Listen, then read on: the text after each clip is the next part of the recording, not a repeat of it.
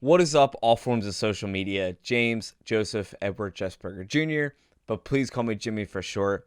Today we are reviewing Attack on Titan, Season 4, Episode 10. Let me just look up that name really fast again. A Sound Argument. Man, this episode hit me harder than I thought it was going to hit me. We see in this episode, it obviously was 2 years in the past. And this episode, I truly think, if nothing else, was meant to show Eren like the in-between stages of what he was, what he became, and then that 2 year mark was when he finally kind of like started to snap, quote unquote. You could say like started to snap. Because what's the main theme or arcing question in this episode? The plot of this episode is, which we already know the answer technically, which is kind of awesome in this like anime theater type of context.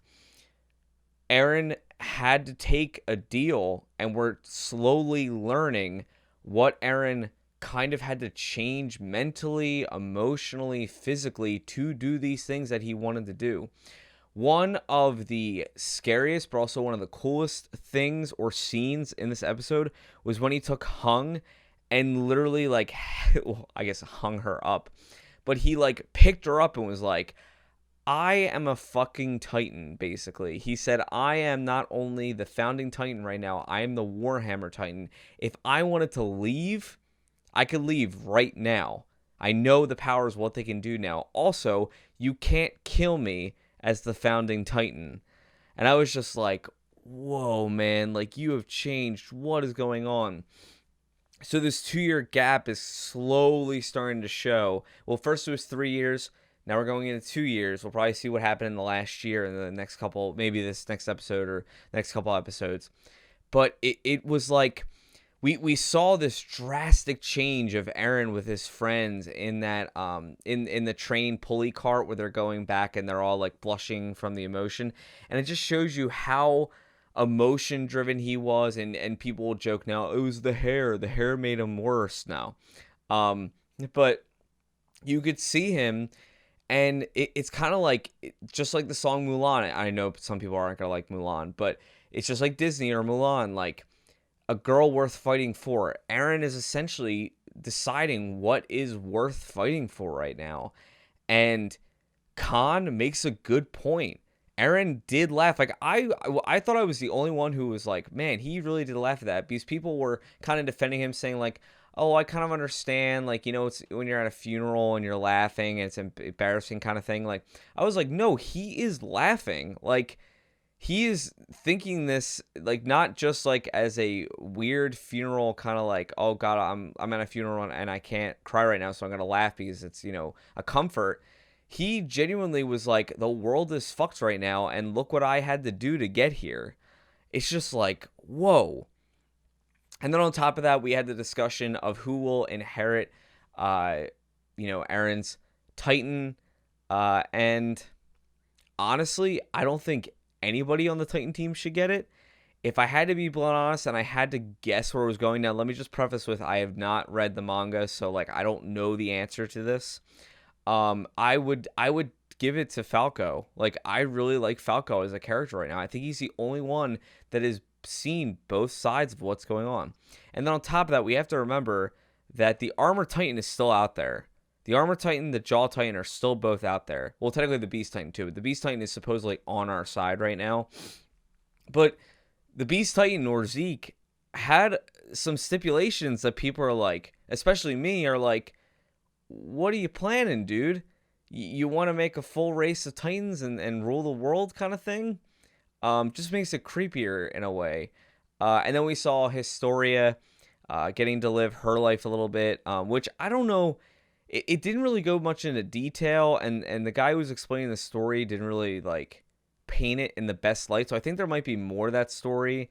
I don't want to say like the darkness of like, oh well, she actually didn't want to do that, and they did it because like, she was gonna. I mean, maybe she did that. Maybe she just got pregnant because she didn't want to deal with the situation, and Zeke was gonna force something onto her in a way.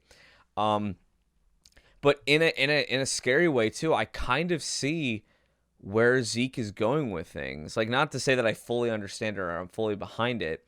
I'm more of an Armin type. Like, I would just want the world to know that we all want peace at the same time, and it's just like Zeke is Garen for everything right now. Like, he's had time to think about all this, and he's been the Beast Titan for how long now? And he's been with armies. Like, he has had time to think. He has had time to plan. He knows what he wants to do now. And then we saw something a little different that I'll end this episode on. I think this is going to be really fast for me because even though it was a jam-packed episode, I felt like there was more in the silence of the episode than there was in the talking in the episode. We found out that Mikasa is actually the her ancestors are actually from a different nation that were combining together with the Marleyan people and the Haizuru people, I believe.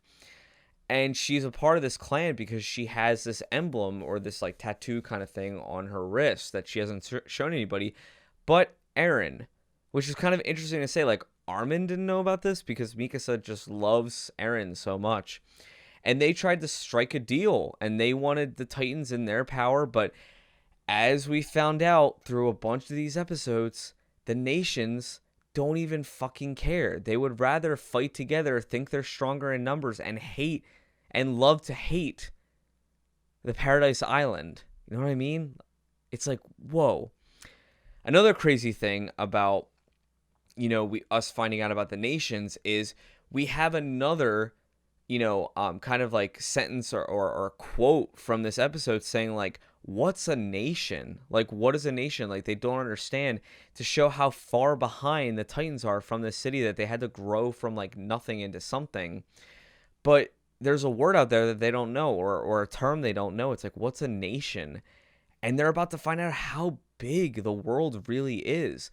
And I love that this creator of Attack on Titan and like the writers, the screenwriters of it, and like the the animation team, they're doing, everybody that's working on Attack on Titan, essentially, like, they are painting this as like, there's crazy shit going on. And like, imagine it could be like 20 to 40 years ago. Like, well, maybe more than that now, but like, it feels like it could have been real. Like, if Titans were real and the world was going on right now, I keep laughing to myself like, man, sometimes this sounds like the real world of what's going on today. Just my opinion. So as we see in the preview for the next episode, episode 11, we have it called, the title is Deceiver, which could be a play on words of like, who is actually the deceiver in all of this. And it's Gabby and Falco apparently breaking out of prison, which I don't know if I believe or not. I think they just want to like let them go and let them like live. And it's also interesting that Levi brought that up, like, you're not going to see Gabby and Falco to Zeke. Like, Zeke wants to see them and kind of like, I guess, rope them in and teach them what's actually going on, which I would love to see what he would say to them. And they get to kind of like sit and eat and see what humanity's actually like on this island compared to what the other world is like, and maybe get to identify with some people. But besides that, I thought this episode was great. I thought Eren's writing and the way he's going with this is super on par. I'll leave this out as a question. I don't know if I even have an answer because everything isn't exactly like black and white. Like, there's no exact evil or good. But I have a question out there for all people watching this video or that like Attack on Titans or want to comment. Do you think Eren is a villain right now? Do you think Eren is the main villain of Attack on Titan? And don't spoil it if you've already read the manga. Just putting that out there. I almost got some spoilers online looking up a question really fast, and I was like, well, because I know that the series technically continues after this. By the way, that's another thing I need to say really fast with this video. There are 6 episodes left. There are 6 episodes left in the finale of Attack on Titan, the manga, with this. So I want to see where this goes. But as always, my name is James Joseph Edward Jesperger Jr., but please call me Jimmy for short, and I'll always see you guys in the next one. Peace.